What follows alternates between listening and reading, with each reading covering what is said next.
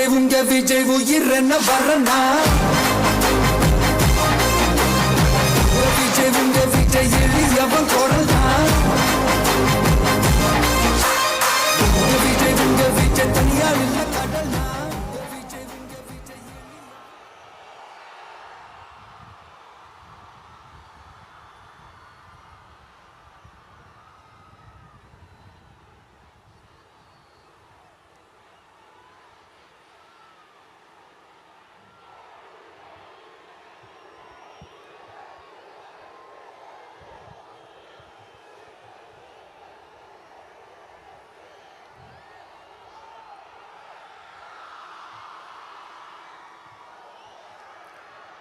மஞ்சள்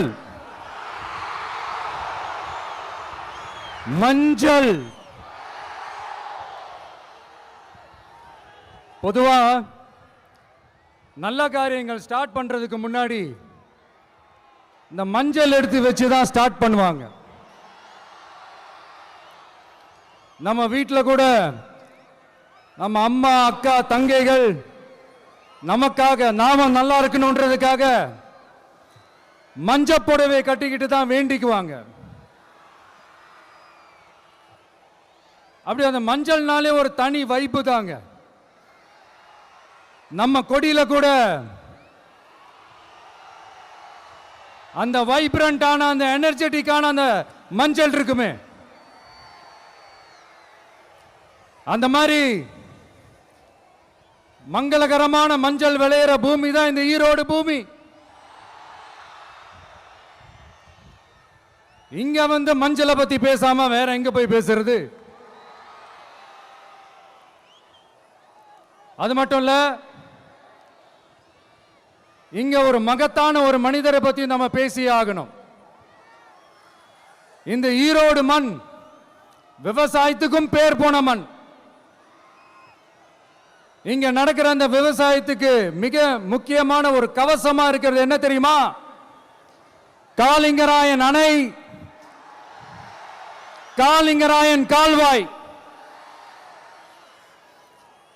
காலிங்கராயன் அணை கட்டினதுலையும் கால்வாய் வெட்டினதுலையும் உயிரான உணர்வு பூர்வமான நிறைய விஷயங்கள் இருக்குது. அப்படி அந்த ப்ராசஸ்ல அவர் அந்த அணை கட்டும் போதும் கால்வாய் வெட்டும் போதும் ரொம்ப சோர்வடைஞ்சிட்டாராம். அப்ப அவங்க அம்மா அதை பார்த்துட்டு சொன்னாங்களாம், மகனே காளிங்கா, தயிர் வித்த காசு தாழ்வாரம் வரைக்கும் இருக்குது, மோர் வித்த காசு முகுட வரைக்கும் இருக்குது, அதை எடுத்துக்கிட்டு போய் அணைய கட்டியா கால்வாய வெட்டியான்னு சொல்லி தைரியம் கொடுத்தாங்களாம். பெத்த அம்மா கொடுக்கிற அந்த தைரியம் இருக்கு பாருங்க, அதை தாண்டி வேற எதுவுமே கிடையாதுங்க.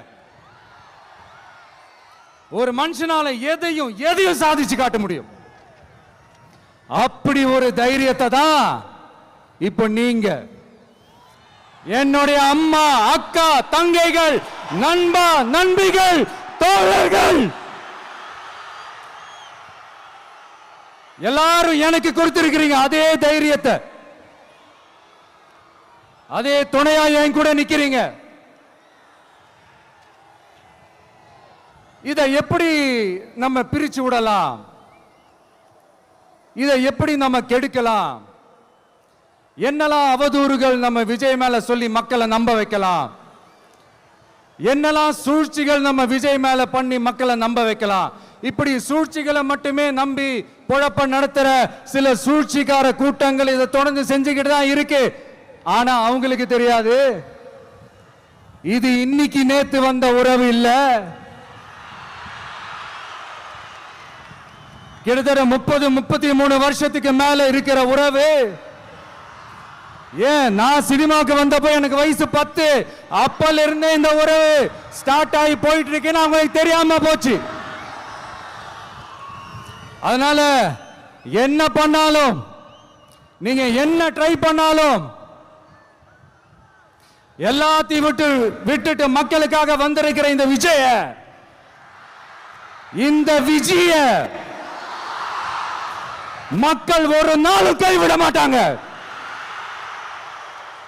மக்கள் கூடவே நிக்கிறாங்க, கூடவே நிப்பாங்கன்னு அவங்களுக்கு தெரியாம போச்சு.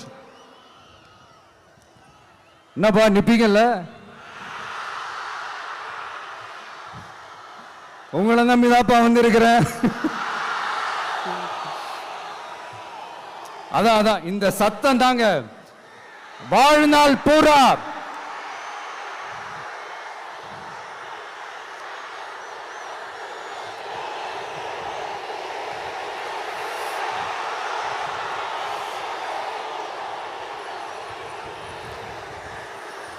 வாழ்நாள் பூரா உங்களுக்கு நன்றியோடவே இருப்பேன். இப்போ நம்ம காளிங்கராயன் அவர்கள் அணையை கட்டுறதுக்காக பவானிக்கு போய் பார்க்கும்போது ஒரு இடத்துல ஒரு பாம்பு வந்து உட்கார்ந்துச்சான், படுத்துச்சான். அது படுத்த இடத்துல தான் அவர் அணையை கட்ட ஸ்டார்ட் பண்ணாராம். அப்புறம் அந்த பாம்பு வளைஞ்சி நெளிஞ்சி போற இடத்துலலாம் கால்வாயை வெட்டினார்னு சொல்லி சில வாய்மொழி கதைகள்லாம் சொன்னாங்க. தண்ணியை சேமிச்சு வச்சு குடிக்கிறதுக்கும் விவசாயத்துக்கும். தம்பி கீழே இறங்கு, தம்பி கீழே இறங்குப்பா, ப்ளீஸ் கீழே இறங்குப்பா.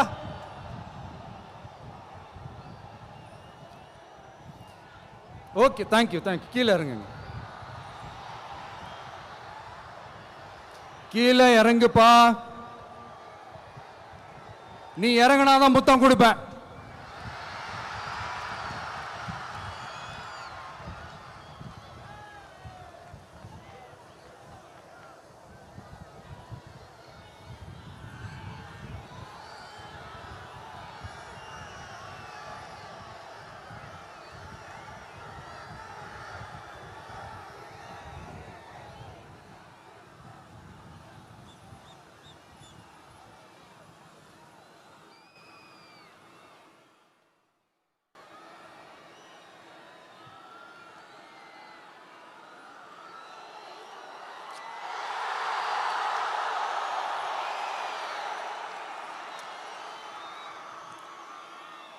இப்படி தண்ணியை சேமிச்சு வச்சு குடிக்கிறதுக்கும் விவசாயத்துக்கும் வழி வகுக்கிறது எவ்வளவு பெரிய ஒரு நல்ல விஷயம். ஸோ இந்த மாதிரி நல்ல விஷயங்கள்லாம் செஞ்சிட்டு கதைகள் சொன்னா பரவாயில்ல, எதுவுமே செய்யாம கதைகளை மட்டும் அடிச்சு விடுறது எப்படி?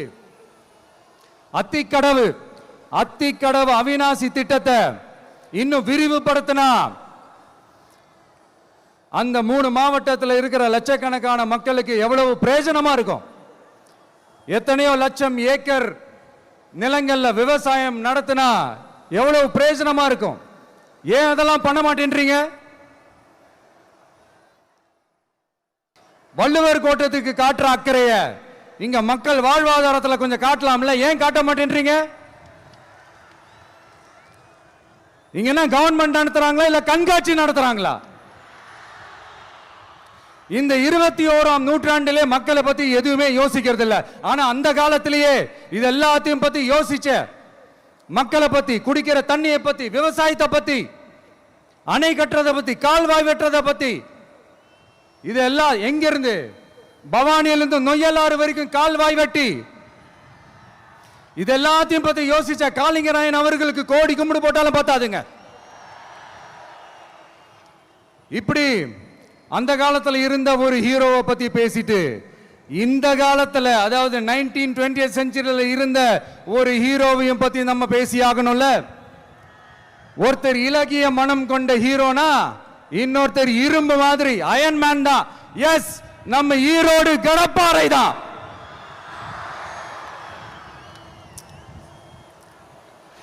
ஒட்டுமொத்த தமிழ்நாட்டையே திருப்பி போட்ட சீர்திருத்த நெம்புகோல். ஈரோடு மாவட்டத்தில் பிறந்த அவர்தான் இந்தியாவுக்கே இடஒதுக்கீடு சம்பந்தமான அரசியல் சட்டத்தை திருத்தறதுக்காக போராட்டம் நடத்தினவர் யாரு? நம்ம தந்தை பெரியாரு. 100 வருஷத்துக்கு முன்னாடியே வகுப்பு வாரி பிரதிநிதித்துவம் வேணும்னு கேட்டவர். அன்னைக்கும் சரி இன்னைக்கும் சரி ஒரு ஆச்சரியத்தோட பார்க்கக்கூடிய ஒரு மனிதர், நம்மளுடைய கொள்கை தலைவர். அப்ப அண்ணாவும் எம்ஜிஆரும் யாரு? பெரியார் அவர்கள் கிட்ட இருந்து எங்களுக்கு தேவையான கொள்கைகளை எடுத்துக்கிட்டோம். அவரை ஃபாலோ பண்ற, அவரை வழிகாட்டி ஏத்துக்கிட்ட அண்ணா அவர்கள் கிட்ட இருந்தோம், எம்ஜிஆர் அவர்கள் கிட்ட இருந்தோம் தேர்தல் அணுகுமுறையை எடுத்துக்கிட்டோம். அண்ணாவும் எம்ஜிஆரும் தமிழ்நாட்டோட சொத்து. அவங்கள பயன்படுத்துறத பத்தி யாரும் இங்க கம்ப்ளைண்ட்லாம் பண்ண முடியாது. அண்ணா எங்களோடது, எம்ஜிஆர் எங்களோடது, நீங்களா எடுத்துக்க கூடாது அப்படிலாம் யாரும் இங்க அழுதுட்டு இருக்க முடியாது, சொல்லிவிட்டேன். அதனால நாங்க ஒரு வழியில அரசியல் செஞ்சுக்கிட்டு போயிட்டு இருக்கிறோம். உங்களுக்கு தான் டிவிக்கு ஒரு பொருட்டே இல்லைல்ல, அப்புறம் ஏன் கதறீங்க? அப்புறம் ஆளுக்கு அங்க போயிட்டு இங்க போயிட்டு புலம்பி தள்ளிக்கிட்டு இருக்கிறீங்க. இது எப்படி இருக்கு தெரியுமா? எனக்கு பயம் இல்ல, எனக்கு பயம் இல்ல அப்படின்னு சத்தமா சவுண்ட் விட்டுக்கிட்டே சத்தமா பாட்டு பாடிக்கிட்டே இந்த நடுங்கிக்கிட்டே சின்ன பசங்க நடந்து போவாங்க, அந்த மாதிரி இருக்கு. முதல்ல மண்டையில இருக்கிற கொண்டைய மறைங்க சார்.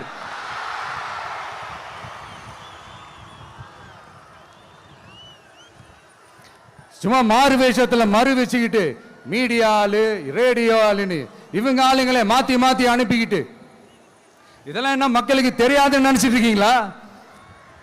மக்கள் எல்லாத்தையும் உன்னிப்பா கவனிச்சிட்டு இருக்காங்க. அதனாலதான் சொல்றேன், உங்களுக்கு நீங்க கொள்ளையடிச்சு வச்சிருக்கிற காசு தான் துணை, ஆனா எனக்கு என் மேல எல்லையில்லா பாசம் வச்சிருக்கிற இந்த மாசு தான் துணை.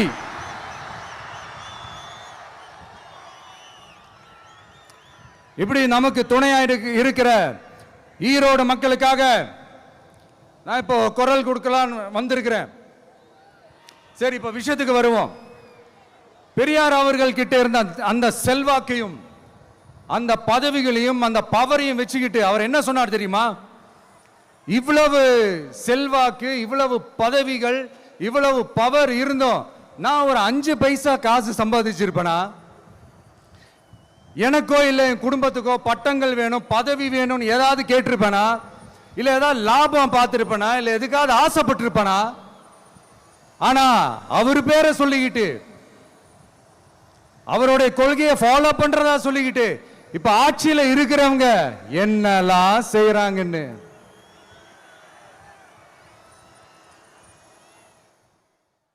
அதனாலதான் சொல்றோம், பெரியார் பேரை சொல்லிக்கிட்டு தயவு செஞ்சு கொள்ளையடிக்காதீங்கயா, தயவு செஞ்சு கொள்ளையடிக்காதீங்க. அவரு பேரை சொல்லிக்கிட்டு பெரியார் பேரை சொல்லி கொள்ளையடிக்கிற இவங்க தான் நம்மளுடைய அரசியல் எதிரி. மக்களை நீங்க சொல்லுங்க, நம்மளுடைய அரசியல் எதிரி யாரு? நம்மளுடைய கொள்கை எதிரி யாரு? ரிப்பீட், நம்மளுடைய அரசியல் எதிரி யாரு? நம்மளுடைய கொள்கை எதிரி யாரு? உங்களுக்கு புரியுது இல்ல? எனக்கு அது போதும்யா, எனக்கு வேற எதுவுமே தேவையில்லை.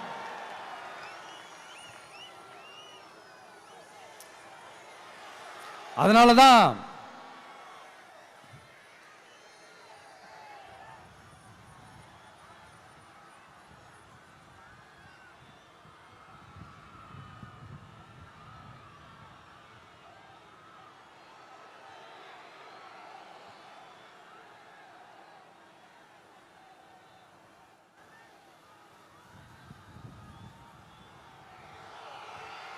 உங்களுக்கு நம்மளை பத்தி, நம்ம அரசியலோட, நீங்க எல்லாரும் என்னோட அரசியலோட கனெக்டடா இருக்கீங்கன்றது ரொம்ப தெளிவா தெரியுது. அதனால எனக்கு அது போதும்.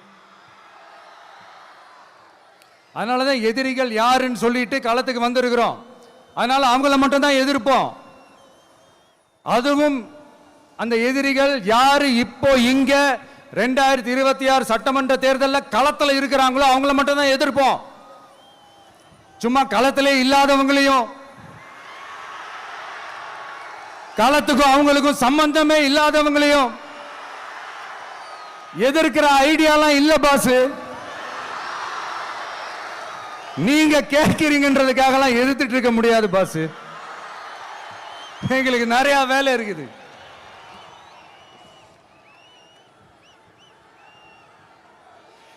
எத்தனை எத்தனை பொய்யான வாக்குறுதிகள்.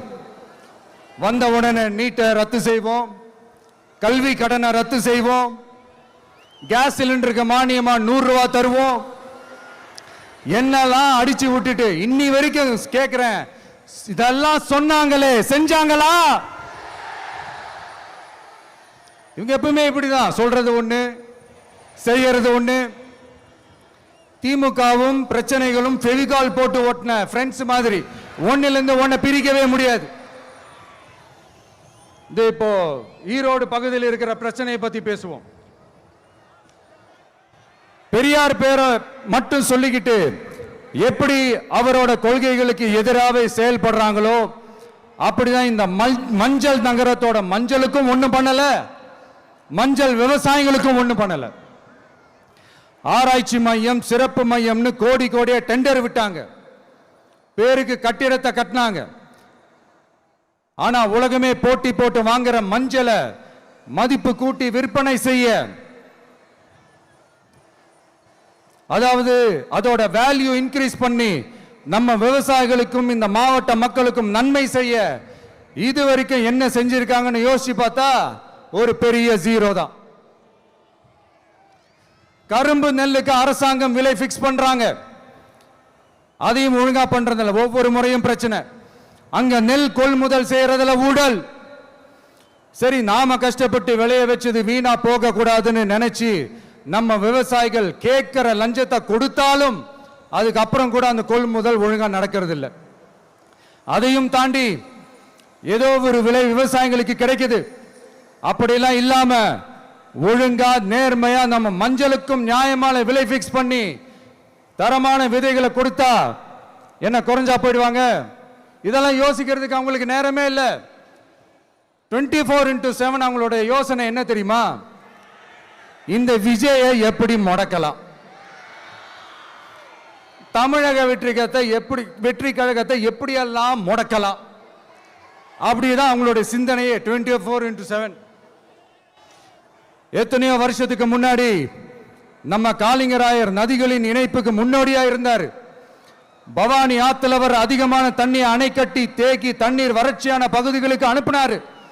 ஆனா இன்னைக்கு இவ்வளவு நவீன வசதிகள் இருந்தோம், இவ்வளவு சயின்ஸ் வளர்ச்சிகள் இருந்தோம், இவ்வளவு டெக்னாலஜி வளர்ச்சிகள் இருந்தோம், அவங்க வாக்குறுதியில் ஒன்று கொடுத்தாங்கல்ல, பவானி நொய்யலாறு அமராவதி 6 இணைப்பு திட்டத்துக்கு ஒரு துரும்ப கூட கிள்ளி போடல. வாக்குறுதி நம்பர் 103 சொன்னாங்களே, செஞ்சாங்களா? சரி, இதாவது ஒரு பெரிய ப்ராஜெக்ட் வைங்க. ஆறுகளை சுத்தப்படுத்த பல்லாயிரம் கோடி நிதி ஒதுக்குவோம், தமிழ்நாட்டில் உள்ள ஆறுகளை சுத்தப்படுத்துவோம்னு சொன்னாங்களே, செஞ்சாங்களா? ஆனா ஆத்து மணலை கொள்ளையடிக்கிறதுல மட்டும் வேலையை கரெக்டா செய்வாங்க. இதை நான் ஏன் திரும்ப திரும்ப சொல்றேன்னா, மக்களே நீங்க புரிஞ்சுக்கணும். கொஞ்சம் மசந்தா மற்ற மாவட்டங்கள்ல மணல் காணாம போன மாதிரி, மலைகள் காணாம போன மாதிரி, நம்ம மாவட்டத்தில் தனி வளத்தை கொடுத்த செம்மண்ணும் காணாம போறதுக்கு வாய்ப்பு இருக்கு மக்களே. நம்ம மண்ணுக்கும் நம்ம ஆத்துக்கும் நம்ம விவசாயிக்கும் தான் இந்த மோசமான நிலைமை. அதனால ஏதாவது தொழில் செஞ்சு பிழைக்கலாம்னு பார்த்தா அதுக்கும் எங்க விடுறாங்க? தொழில்னு பார்த்தா 30% நெசவாளர்களுக்கு கூலி பாக்கி. அரசாங்கம் நம்ம நெசவாளர்கள் கிட்ட இருந்து கொள்முதல் செய்த வேட்டி சேலைக்கான கூலியை கூட போராடித்தான் வாங்க வேண்டியதா இருக்குது. அது சலுகையோ உதவியோ நலத்திட்டமோ கிடைக்காது. நம்ம உழைப்புக்கான ஊதியம், நம்மளோட உரிமை, அதுக்கே போராட வேண்டிய நிலையில தான் இந்த அரசாங்கம் நம்மளை வச்சிருக்கு. நல்லா பார்த்துக்கங்க மக்களே, உரிமைக்கு குரல் கொடுத்தவங்க தான் இவங்க. சிறு குறு தொழில்கள் பீக் ஹவர்ஸ் சார்ஜ்னு கரண்ட்டுக்கு அநியாய விலை வச்சு அதையும் செய்ய விடாம நம்மளை முடக்கிடுறாங்க. அந்த பீக் ஹவர்ஸ் சார்ஜ் கொள்ளையால எத்தனை வருஷமா எவ்வளவு பேர் பாதிக்கப்படுறோம், எவ்வளவு தொழில்கள் பாதிக்கப்படுது. நாமளும் கத்துறோம், போராடுறோம், கோரிக்கை வைக்கிறோம். எதையாவது இவங்க கண்டுக்கிறாங்களா? கொஞ்சம் யோசிங்க. ஏன் கண்டுக்க மாட்டேன்றாங்கன்னு கொஞ்சம் யோசிங்க. அப்போதாங்க பிரைவேட்ல அதிக விலைக்கு கரண்ட் வாங்க முடியும், அதுக்கு டெண்டர் விட முடியும். அப்படி டெண்டர் விட்ட மேட்டர்ல எல்லாம் என்ன நடக்கும்னு உங்களுக்கும் தெரியும், எனக்கும் தெரியும், நம்ம எல்லாருக்குமே தெரியும். இந்த மாதிரி ஈரோடுல மட்டும் இல்ல, எந்த மாவட்டத்துக்கு போனாலும் பிரச்சனைகள் மேல பிரச்சனைகள் தான். அதையெல்லாம் தீக்கிறதுக்கு ஒரு சொல்யூஷன் கூட சொல்லாம இதுல வேற பெருமையா மாடல் அரசு மாடல் அரசுங்கிறது. இல்ல நான் கேட்கிறேன், கூச்சமா இல்ல?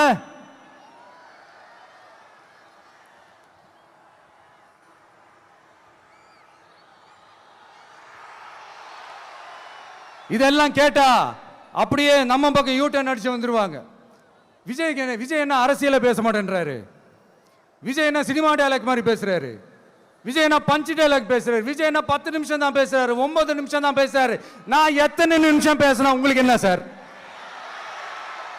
நான் எப்படி பேசினா உங்களுக்கு என்ன சார்? உள்ள விஷயம் என்னன்னு பாருங்க சார். ஒவ்வொரு மாவட்டத்துக்கும் போய் மக்கள் ஃபேஸ் பண்ற பிரச்சனைகளை எடுத்து பேசிட்டு இருக்கிறேன். பின்ன அது அரசியல் இல்லாம வேற எதுதான் அரசியல்? உங்களை மாதிரி தனிப்பட்ட முறையில் தரக்குறைவா அசிங்கமா பேசுறதுதான் அரசியல்னா அந்த அரசியல் நமக்கு வராது. வராதுன்னா நல்லாவே வரும். உங்களை விட எனக்கு அது நல்லாவே வரும். வேணான்னு விட்டு வச்சிருக்கிறோம். அப்புறம் உங்களுக்கு நமக்கு என்ன வித்தியாசம்? காஞ்சிபுரத்தில் நாம பேசும்போது இந்த மாதிரி உங்களால் அமைக்கப்பட போற ஆட்சியில நம்ம ஆட்சிக்கு வந்த உடனே என்னெல்லாம் செய்ய போறோம்ன்றது சிலது சொன்னோம். அதையெல்லாம் தப்பா புரிஞ்சுக்கிட்டு இப்போ சொல்றேன், விளக்கமா சொல்றேன், நான் சலுகைகளுக்கு எதிரானவன் கிடையாது. மக்களுக்கான சலுகைகளை இலவசம்னு சொல்லி அசிங்கப்படுத்துறதுல எனக்கு உடன்பாடு கிடையாது. மக்கள் காசுல மக்களுக்கு செய்யறது எப்படி இலவசம்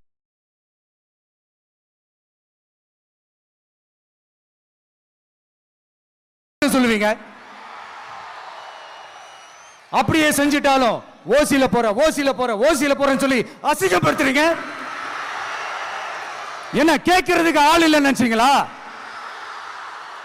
மக்களுக்கு ஒண்ணுன்னா இந்த விஜய் வந்து நிப்பா, இந்த விஜய் வந்து கேள்வி கேட்பா. இந்த விஜய் எப்பவுமே மக்கள் பக்கம் தான், அதே மாதிரி மக்களும் என் பக்கம் தான். என் மக்கள் மானத்தோட மரியாதையோட கௌரவத்தோட வாழணும். என் மக்கள் யாருக்கும் கீழே கிடையாது. அப்படி அவங்க கௌரவத்தோட வாழணும்னா அவங்களுக்கான வாழ்க்கை தரம் உயரணும். வாழ்க்கை தரம் உயரணும்னா அவங்களோட வாழ்வாதாரம் உயரணும். வாழ்வாதாரம் உயர்ந்தாதான் பொருளாதாரம் உயரும். பொருளாதாரம் உயர்ந்தாதான் வசதி வாய்ப்புகள் உயரும். இதெல்லாம் உயர்ந்தாலே ஆட்டோமேட்டிக்கா அவங்களோட வாழ்க்கை தரம், அவங்களுக்கான மரியாதை, அவங்களுக்கான கௌரவம் எல்லாமே உயரும்.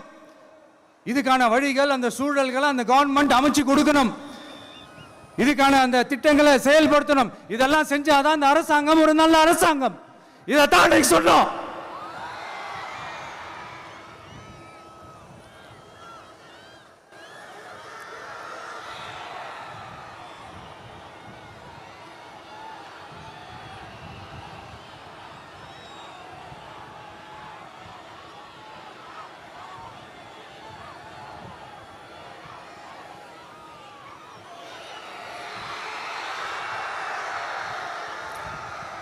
இதைத்தான் இன்னைக்கு சொன்னோம். உடனே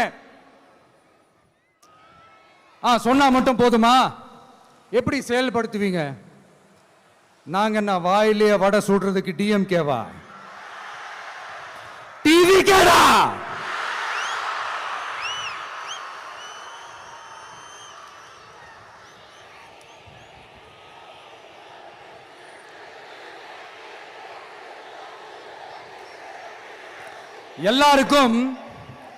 எல்லாருக்கும் நிரந்தரமான ஒரு வீடு இருக்கணும்னு சொன்னோம். உடனே எங்க ஆட்சியிலே நாங்க எல்லாரும் வீடு கட்டி கொடுத்துட்டோமே அப்படிங்கிறது இல்ல. நான் கேட்கிறேன், இங்க உங்களை தான் கேட்கிறேன், இங்க வாடகைக்கு இருக்கிறவங்களே இங்க யாரும் இல்லையா? எல்லாருக்கும் சொந்தமா வீடு கட்டி கொடுத்துட்டாங்களா? அடுத்து வீட்டில் இருக்கிற ஒவ்வொருத்தரும் மினிமம் டிகிரி படிச்சிருக்கணும் அப்படின்னு சொன்னோம். உடனே எங்க ஆட்சியிலே எல்லாரும் டிகிரி படிச்சு முடிச்சிட்டாங்களே அப்படிங்கிற மாதிரி சொல்றது அது உண்மைனா? ஸ்கூல் லெவல்லையே டிராப் அவுட்ஸ் அதிகமானது யாரோட ஆட்சியிலங்க?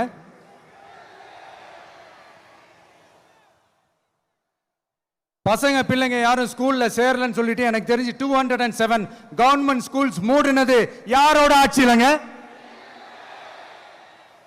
இதுல கல்வியில் சிறந்த தமிழ்நாடுன்னு டிராமா வேற. அடுத்து குடும்பத்தில் ஒருத்தருக்கு நிரந்தரமான வருமானம் வரணும், வேலை வாய்ப்பு கிடைக்கணும் அப்படின்னா நாங்க கொடுக்காத வருமானமா, நாங்க கொடுக்காத வேலையா அப்படிங்கிறது. எத்தனையோ லட்சம் காலி பணியிடங்கள் நிரப்புவோம்னு வாக்குறுதி கொடுத்துட்டு ஆட்சிக்கு வந்தீங்கல்ல, எத்தனை லட்சம் காலி பணியிடங்களை நிரப்புனீங்க? அட்லீஸ்ட் 1 லட்சம் காலி பணியிடங்களாவது நிரப்புனீங்களா? இதெல்லாம் சொல்லிட்டு மக்களை ஏமாத்துறது யாரோட ஆட்சியிலங்க? அடுத்து ரொம்ப முக்கியமா, பெண்களுக்கு பாதுகாப்பு இல்ல, சட்டம் ஒழுங்கு சரியா இல்லைன்னு சொன்னா தமிழ்நாட்டில் பெண்கள் பாதுகாப்பு தான் அதிகமா இருக்குதான். நீங்க சொல்லுங்க மக்களே, பெண்கள் பாதுகாப்பு இருக்கு? சட்டம் ஒழுங்கு சரியா இருக்கு? அவங்க சொல்றது உண்மையா? அவங்க சொல்றதை நீங்க ஏத்துக்கிறீங்களா? சத்தமா கேக்குதா சார்? இதுதான் ரியாலிட்டி, இதுதான் நிஜம். நம்மளுடைய ஆட்சியில சட்டம் ஒழுங்குல சமரசமே இருக்காது. அதனாலதான் இவ்வளவு ஸ்ட்ராங்கா சொல்றோம், தைரியமா இருங்க மக்களே. இந்த மாதிரி விஷயங்கள்லாம் நம்ம மக்கள் கிட்ட எடுத்து சொன்னா உடனே இந்த இது எடுத்துட்டு வந்துருவாங்க.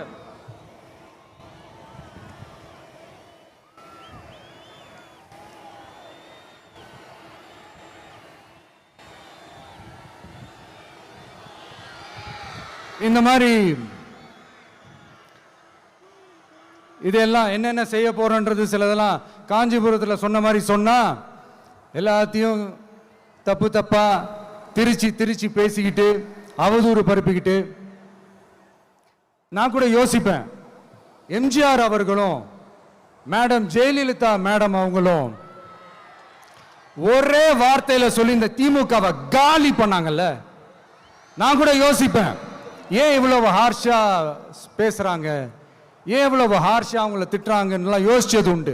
இப்பதானே புரியுது. அவங்க 2 பேரும் சொன்னதை இப்ப நானும் ரிப்பீட் பண்றேன். திமுக ஒரு தீய சக்தி, திமுக ஒரு தீய சக்தி, திமுக ஒரு தீய சக்தி, திமுக ஒரு தீய சக்தி, தீய சக்தி, தீய சக்தி, தீய சக்தி. என் நெஞ்சில் குடியிருக்கும் ஈரோடு மக்களே,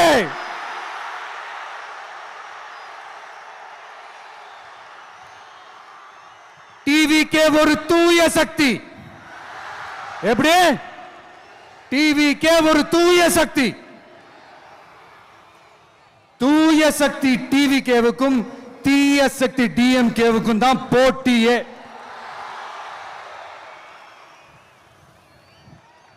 என்ன முடக்கலாம்னு நினைக்கிறீங்க, ஆனா இந்த சத்தத்தை ஒரு நாள் உங்களால முடக்க முடியாது. மக்கள் விரோத திமுக அரசை வீழ்த்த மக்கள் சக்தியான நம்மளால மட்டும்தான் முடியும். அண்ணன் செங்கோட்டையன் அண்ணன் அவர்கள் நம்ம கூட வந்து சேர்ந்தது நமக்கு ஒரு மிகப்பெரிய ஒரு பலம். அந்த மாதிரி செங்கோட்டையன் அண்ணன் அவர்கள் மாதிரி இன்னும் நிறைய பேர் வந்து சேர இருக்கிறாங்க. அவங்க எல்லாருக்குமே அந்த உரிய அங்கீகாரத்தை கொடுப்போம். அது மட்டும் இல்ல, அப்புறம் இன்னொரு விஷயம் சொல்ல மறந்துட்டேன்.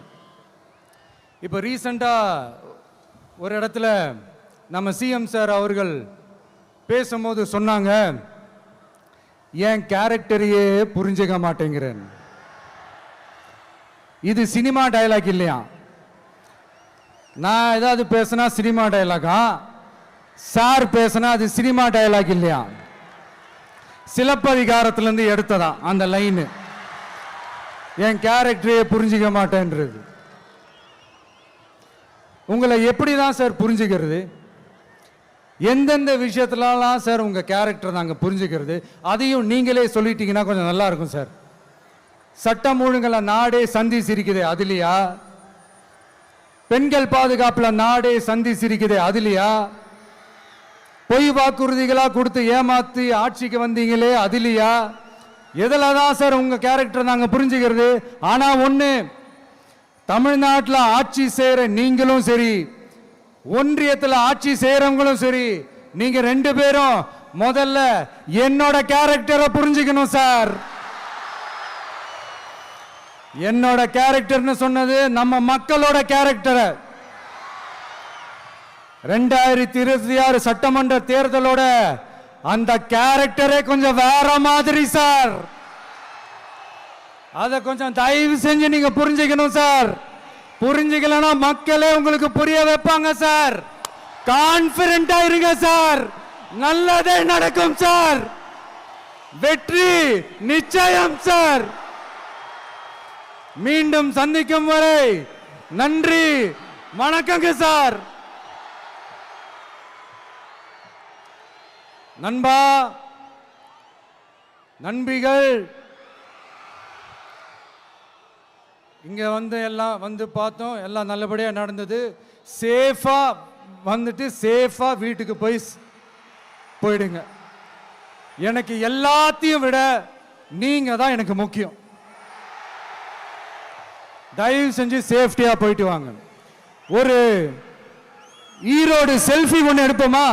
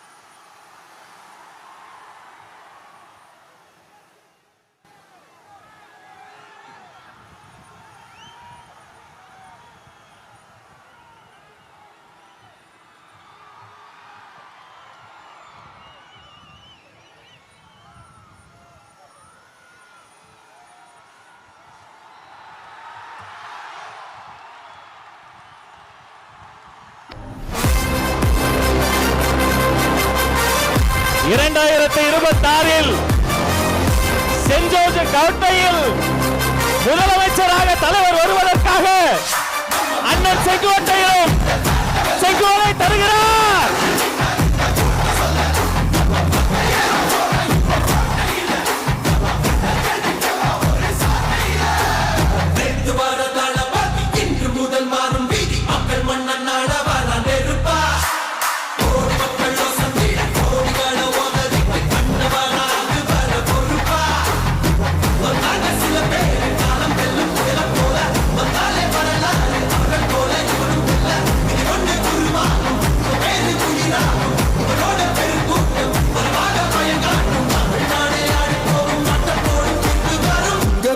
உங்க விஜய் உயிர் என்ன வரனா? உங்க விஜய் எளியவன் குரல் தான். உங்க விஜய் தனியார் இல்ல கடல் தான். உங்க விஜய் எளியவன் குரல் தான். உங்க விஜய் தனியார் இல்ல கடல் தான். மக்கள் தானே மன்னர்களை உனக்கு காட்ட வரனா?